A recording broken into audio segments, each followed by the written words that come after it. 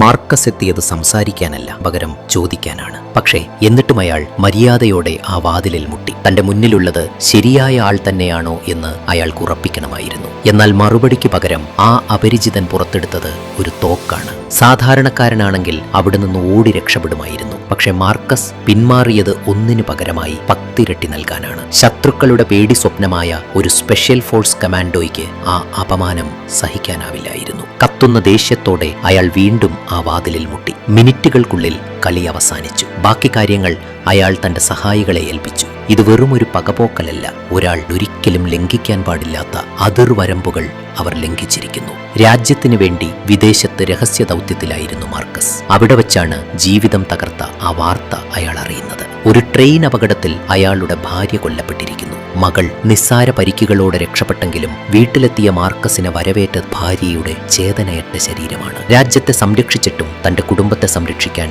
തനിക്കായില്ലല്ലോ എന്ന കുറ്റബോധം അയാളെ തളർത്തി. എന്നാൽ ആ രാത്രി 2 ഗണിതശാസ്ത്രജ്ഞർ അയാളെ കാണാനെത്തി. അപകടം നടന്ന അതേ ട്രെയിനിൽ അവരുമുണ്ടായിരുന്നു. മൈക്ക് എന്ന ആൾ തന്റെ സീറ്റാണ് അന്ന് മാർക്കസിന്റെ ഭാര്യയ്ക്ക് നൽകിയത്. അതുകൊണ്ടാണ് അയാൾ രക്ഷപ്പെട്ടതും അവൾ മരിച്ചതും. മൈക്കിനതൊരു വെറും അപകടമായി തോന്നിയില്ല. ആ ട്രെയിനിൽ ഒരു കൊടും ക്രിമിനലിനെതിരെ സാക്ഷി പറയാൻ പോയ മയക്കുമരുന്ന് മാഫിയയിലെ അംഗങ്ങളും ഉണ്ടായിരുന്നു. അവരും ആ അപകടത്തിൽ കൊല്ലപ്പെട്ടു. കൂടാതെ അപകടത്തിന് തൊട്ടുമുമ്പ് വില കൂടിയ ഭക്ഷണം പാതി വഴിയിൽ ഉപേക്ഷിച്ച് ട്രെയിനിൽ നിന്ന് ചാടിയിറങ്ങിയ ഒരു ദുരൂഹ വ്യക്തിയെയും മൈക്ക് ശ്രദ്ധിച്ചിരുന്നു. കണക്കുകൾ പ്രകാരം ഇതൊരു യാദൃശ്ചികമായ അപകടമാകാൻ സാധ്യത തീരെയില്ല. പോലീസ് മൈക്കിനെ വിശ്വസിച്ചില്ലെങ്കിലും മാർക്കസിനൊപ്പം ചേർന്ന് ആ സത്യം കണ്ടെത്താൻ അയാൾ തീരുമാനിച്ചു. അപകടത്തിന് പിന്നിലെ ആ വലിയ ചതി അവർ തിരിച്ചറിയുകയായിരുന്നു.